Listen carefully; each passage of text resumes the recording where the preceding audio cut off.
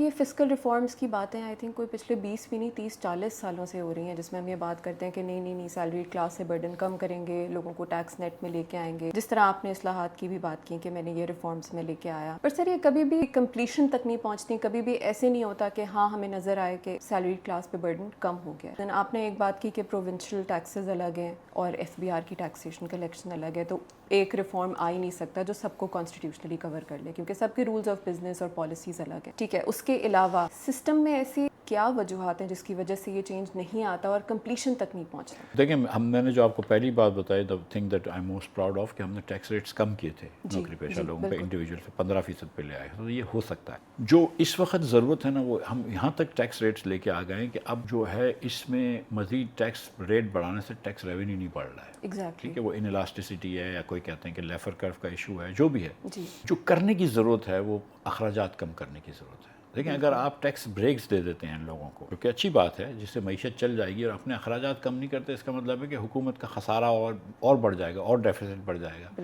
اس کا مطلب ہے کہ ہم اور زیادہ ڈیپینڈنٹ ہو جائیں گے IMF سے، کہ 24 پروگرام ہو گیا، 25واں بھی پکا ہے اور 26واں بھی پکا ہے، پھر آپ 27واں بھی پکا کر لیں گے۔ تو ضرورت اس بات کی ہے کہ آپ جو ہے وہ ہر وقت ٹیکس بڑھانے کی بات نہ کریں، ٹیکس بہت زیادہ بڑھ چکے ہیں، ٹیکس تو کم کرنے کی بات کریں، لیکن ساتھ ساتھ آپ اپنے اخراجات کم کرنے کی بات کریں۔ ہم 4000 ارب روپیہ PSDP اور ADBs میں ہم خرچ کرتے ہیں، جو کہ جس میں سے بہت پیسہ کرپشن کی نظر ہوتا ہے، بہت پیسہ ضائع ہوتا ہے، اور بہت پیسہ بالکل ہم کو نہیں خرچ کرنا چاہیے۔ اور اس وقت جب کہ ہم مر رہے ہیں ٹیکس کے لیے، اور بچوں کے دودھ کے اوپر اگر ہم نے ٹیکس لگایا ہے، تو ہم MNAs کو 25 کروڑ روپے جو حکومت نے ابھی دیے ہیں اپنے حکومت کے MNAs کو، وہ دینا زیب نہیں دیتا ہے۔ مطلب یہ it's not a good luck, اور یہ ایتھیکلی بھی صحیح نہیں ہے کہ ایک طرف آپ بچوں کے دودھ کے اوپر ٹیکس لگا رہے ہیں، دوسری طرف اپنے MNAs کو آپ پیسے بانٹ رہے ہیں۔